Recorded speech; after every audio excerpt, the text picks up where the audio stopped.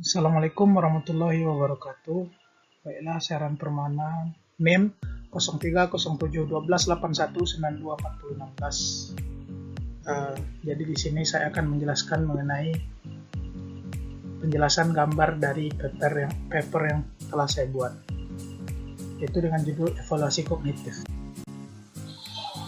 Pertama, metode interpolasi bidang potensial. Dijelaskan sedikit bahwasanya pada metode yang dikembangkan ini didasarkan pada 3 pertimbangan sederhana, yaitu yang pertama antarmuka geologi yang membatasi 2 formasi geologi. Yang kedua, beberapa data orientasi yang diambil sampelnya dalam formasi geologi relevan untuk memodelkan antara muka yang memisahkan formasi. Dan yang ketiga, antar muka yang dimodelkan dapat dianggap sebagai milik satu set permukaan yang tak terhingga yang diselaraskan dengan bidang orientasi. Ini merupakan gambar dari metode interpolasi bidang potensial. Pada gambar ini menjelaskan prinsip metode interpolasi dalam bentuk 2 dimensi. Dan di sebelahnya pada gambar A, formasi geologi yang dipetakan oleh posisi antarmuka dengan 2 formasi lain, yaitu titik merah dan titik biru, dan pengukuran kemiringan dengan simbol kemiringan. Dan pada gambar B, formasi geologi ini dimodelkan dengan metode lapangan potensial. Pada kurva merah dan biru menunjukkan isovelus referensi dari antarmuka kontak geologi yang dimodelkan. Kurva putih dipilih isovelus dari bidang potensial.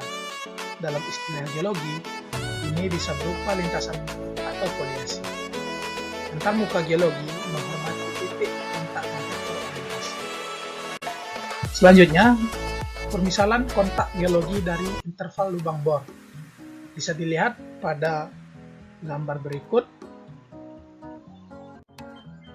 Bagaimana cara menentukan kontak geologi yang valid dari interval lubang bor sesuai dengan gambar tersebut. Jadi, pada pertimbangkan 3 formasi satuan formasi A, yaitu formasi yang tertua, B, dan C sebagai formasi yang termuda. Apabila B hilang di lubang bor di tengah, masalahnya adalah untuk mendefinisikan evolusi geologi, menentukan antarmuka mana yang memisahkan antara bidang A dan C. Yang B yang hilang karena proses erosi antara pengendapan B dan C. Dalam hipotesis geologi semacam itu, puncak historis A telah terkikis. Batas antara interval A dan C harus ditetapkan ke permukaan erosi. Ini juga berlaku untuk batas antara B dan C di lubang lateral. Di sisi lain, batas antara interval A dan B sesuai dengan puncak historis A. Yang ketiga, B tidak ada karena tidak pernah disimpan. Untuk kasus seperti ini, batas antara interval A dan C adalah di titik yang termasuk dalam puncak historis formasi A di lubang lainnya. Kemudian, cekungan Limage. Cekungan Limage terletak di daerah di mana suhu pada kedalaman 5 km.